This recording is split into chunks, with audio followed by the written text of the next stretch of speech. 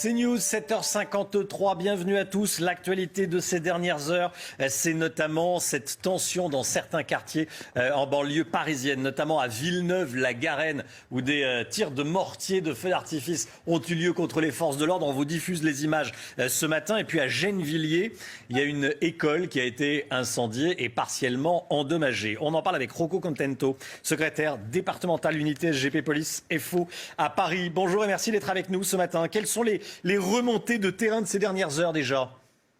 Écoutez, les remontées de terrain, il faut remettre les choses en perspective tout d'abord. Les événements sont des événements qui sont ponctuels. Rien à voir avec les émeutes qu'on a pu connaître à Villiers-le-Bel en 2005. Il n'y a pas d'affrontement direct avec les forces de police.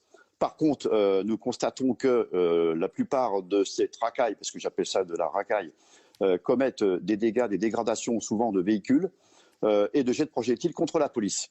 Donc nous avons procédé à 9 interpellations des personnes qui sont en garde à vue pour détention d'objets incendiaires. Et voilà, ce sont des événements qui sont arrivés depuis samedi dernier. Et à ce titre-là, je voudrais remettre aussi l'église au centre du village. Il s'agissait bien d'un accident. Et ce jeune, soi-disant, qui a été percuté volontairement par la police, c'est une racaille qui devrait être en prison, qui a été condamnée par la justice à 14 reprises et qui était sous contrôle judiciaire pour menace de mort avec un hachoir. Donc voilà le pédigré de ce type-là. Et il faut bien dire les choses parce qu'on entend tout et on voit n'importe quoi sur les réseaux sociaux. Rocco Contento, je précise d'ailleurs que la personne dont vous parlez a un avocat et son avocat sera en direct avec nous à 8h. Voilà, je le ferai probablement réagir à ce que vous venez de nous dire, évidemment. Quelles sont les consignes des autorités dans les quartiers sensibles en cette période de confinement ? Écoutez, nos autorités nous demandent d'intervenir avec mesure et en toute déontologie. Donc c'est ce que nous faisons.